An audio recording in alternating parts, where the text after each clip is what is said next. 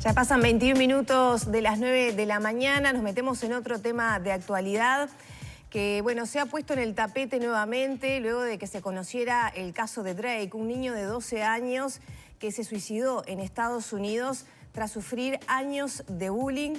Fotografías, una carta, bueno, muy conmovedora de su madre, ha causado conmoción a nivel internacional. Y de cara al comienzo de clases, entonces, les proponemos abordar el tema, traerlo a la realidad de nuestro país. Y para eso es que recibimos al doctor Fabricio Choca, psiquiatra, referente de infancia y adolescencia en la Dirección de Salud Mental de ACE. Bienvenido. ¿Cómo le va? Buenos días, bienvenidos. Agradecemos la invitación para poder abordar este tema que, como bien tú dijiste, está en el tapete en estos últimos días. Sí, creo que hablamos mucho y hacemos poco, ¿no? La palabra bullying se ha instalado en el discurso, pero creo que nadie sabe bien qué es ni cómo abordarlo, ¿no? Quizás estaría bueno comenzar por una definición de qué es el bullying. Bien, es como tú decís, es una situación que se empezó a describir a finales de los años 70, en el cual se plantea que es una situación de maltrato entre pares, es una situación que es intencional, es persistente en el tiempo, no hay o no media una provocación y es importante poder entender que pelearse, los niños se pelean a veces en el contexto del crecimiento, del desarrollo, pueden aparecer ciertas conductas agresivas. Pero lo que caracteriza esta situación es esto de que es intencional y persistente. Entonces, de alguna manera, se convive con una situación de violencia entre pares. Se genera una situación de violencia interpersonal. Hay en muchas de las situaciones un abuso de poder entre niños o adolescentes. ¿Cómo diferenciar eso de ese ejercicio a veces de la crueldad que hacen los niños como para ir aprendiendo conductas, ¿no? Ahí tenemos que estar los padres, los referentes, para encaminar eso, ¿no? Pero uno puede ver a veces que un niño necesita como practicar la crueldad o como para ir ensayando las diferentes dimensiones que propone el ser humano, ¿no? ¿Qué pasa con las personas a cualquier edad que tienen como cierto, yo se lo mencionaba antes de comenzar la nota, ¿no? Disfrute en el dolor ajeno, ¿no? Encuentran ahí una fuente de placer. ¿Qué pasa? Ahí está. Capaz que tenemos que poder pensar primero en algunas características que tienen que ver, como tú decías, con crecimiento y desarrollo normal, donde hay algunas conductas que las podemos pensar dentro de lo esperado.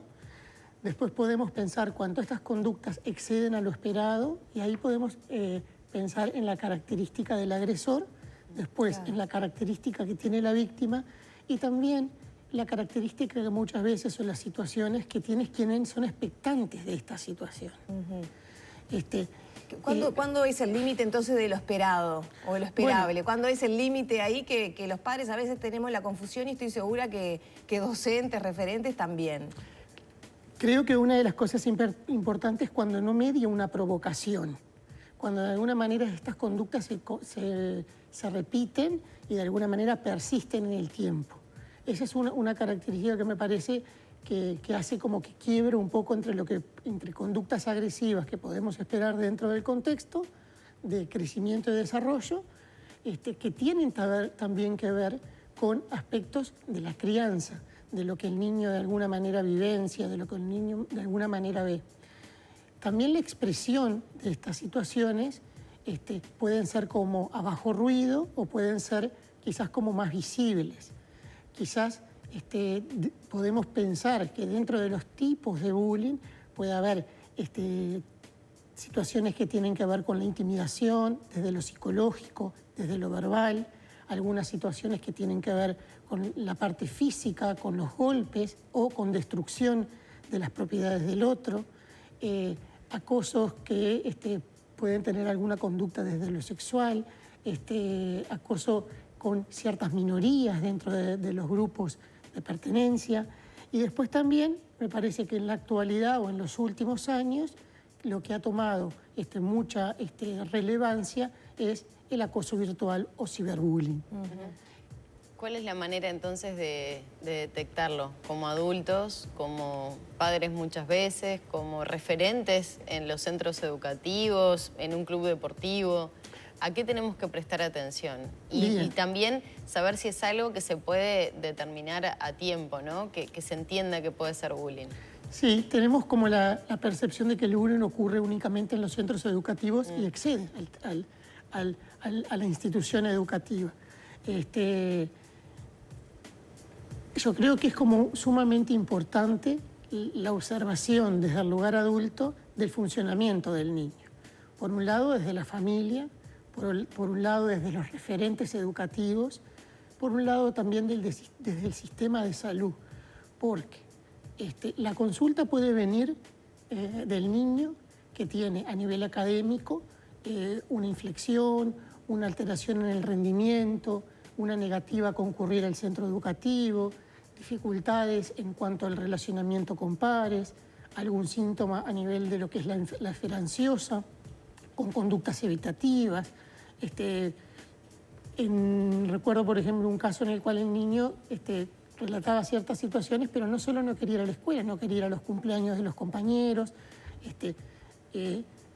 elementos a nivel del humor, tristeza, angustia, agresividad, irritabilidad también, elementos a nivel o cambios en lo que son las conductas basales, alteraciones a nivel del sueño, pesadillas, alteraciones a nivel de la conducta de la alimentación. Todo esto ha pasado ahora en pandemia.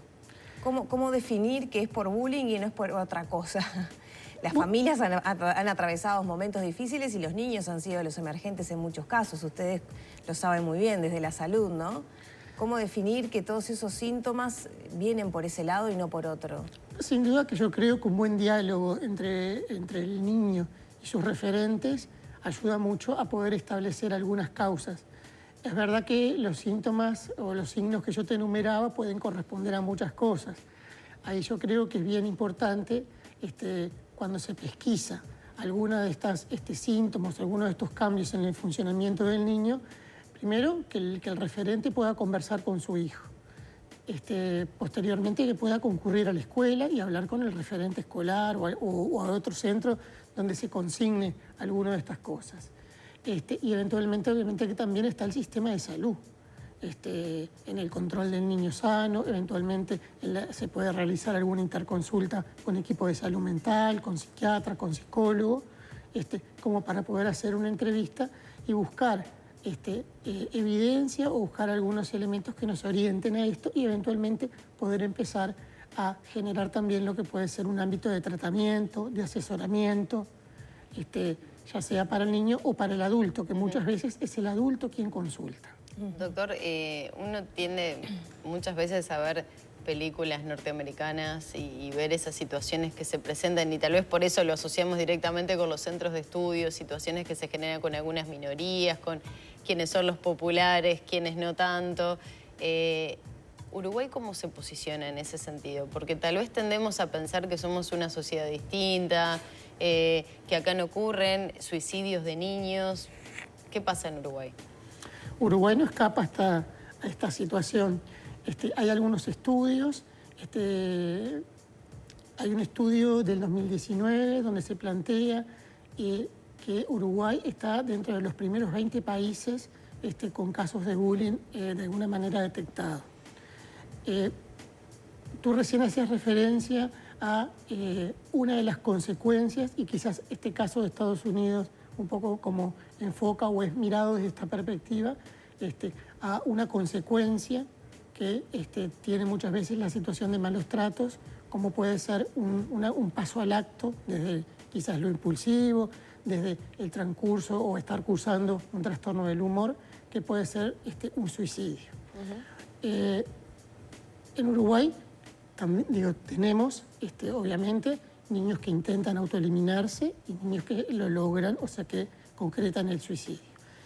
No podemos hacer como un correlato lineal de cuáles son los factores y cuánto es el peso que cada uno de los factores al final determina exactamente, o cuál es el peso que tiene cada uno de estos factores. Pero sí, muchas veces nosotros vemos que los niños que presentan en la consulta intentos de autoeliminación o eventualmente cuando se realiza lo que es una autopsia psicológica o psiquiátrica de un suicidio, aparecen las dificultades académicas escolares como uno de los factores a tener en cuenta. Usted decía Uruguay está dentro de los 20 países que está peor en esta situación respecto a qué ranking mundial. A un ranking mundial. Específicamente, en un estudio del 2019 se lo sitúa en el lugar 14. ¿Lugar 14 de los países con mayor incidencia de casos de bullying? Sí.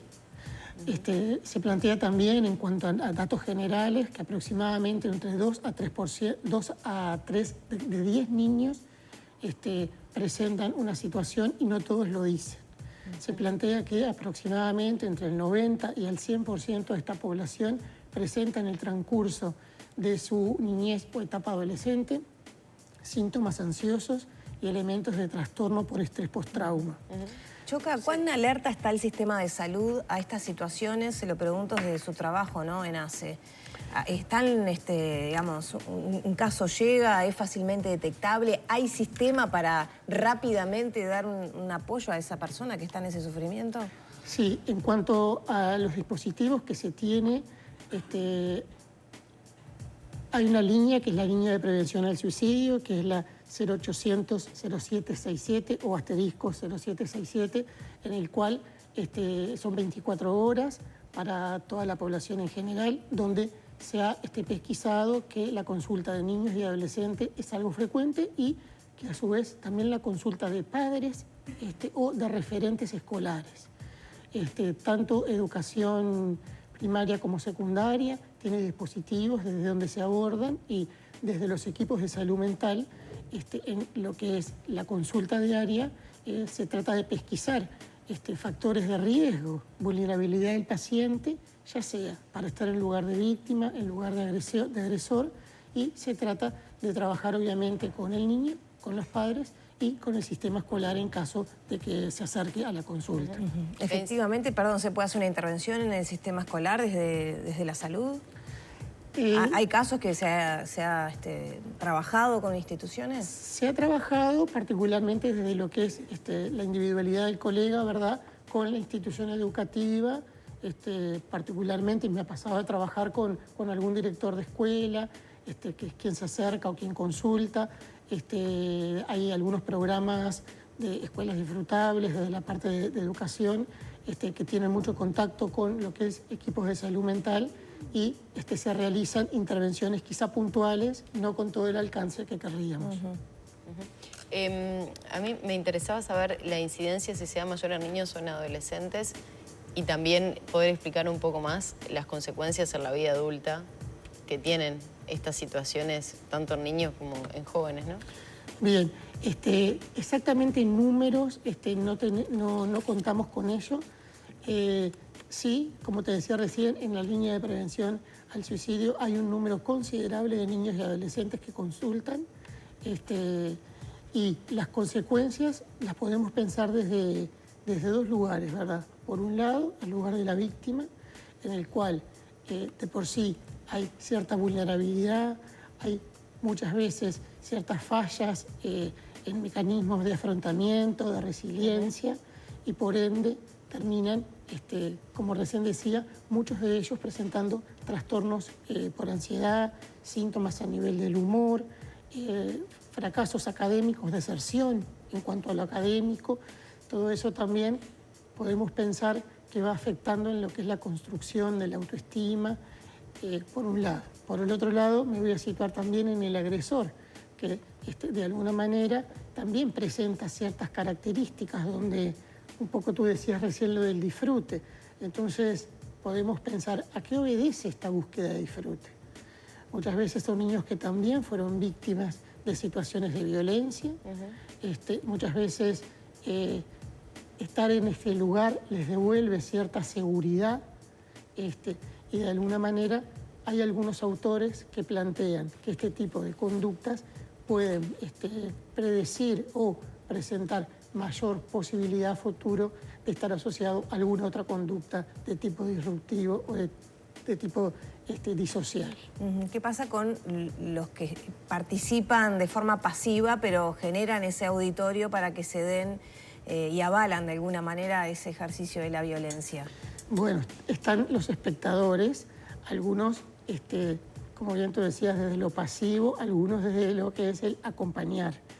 Esto lo estamos viendo muchísimo en lo que es el bullying virtual, en el ciberbullying. Obviamente que las redes dan un acceso que es ilimitado, en el cual capaz que podemos pensar que hay varios comportamientos. Está el niño que quizás dice, bueno, a mí no me toca y permanezco donde estoy. El niño que por miedo a enfrentarse a la víctima permanece en ese lugar también. El niño que por miedo de enfrentarse a la víctima, no al agresor. El miedo de quien se adhiere de alguna manera a la víctima también se está como adhiriendo al lado débil de la situación. Varios de esos niños también de alguna manera u otra expresan sintomatología en lo que es su salud mental. Ya tenemos que terminar. ¿Qué advierten ustedes en cuanto a la capacidad de detección en las instituciones educativas como uno de los lugares recurrentes donde ocurren estas situaciones? Porque son espacios donde convergen niños, adolescentes. Yo creo que por suerte es importante. Me parece que el sistema educativo está cada vez más preparado para poder detectar este tipo de situaciones. Creo que también se ha puesto en el tapete este tipo de situaciones, lo que hace que también sean más visibles y que la gente pueda tener un acceso a la consulta y a poder tener asesoramiento. Recuerdo, este tipo de líneas son gratuitas, son para niños, adolescentes, adultos, para situaciones... ¿Consultar en la línea ya lo deriva a una consulta presencial? Consultar en la línea le hace un asesoramiento y eventualmente lo puede derivar a un sistema de salud y eventualmente también se puede dar, si se consigna o se detecta una gravedad, rápidamente a una consulta. Muchas gracias, doctor. Muy amable, gracias. Cerramos por aquí la entrevista, ya son las 9 de la mañana, 38 minutos.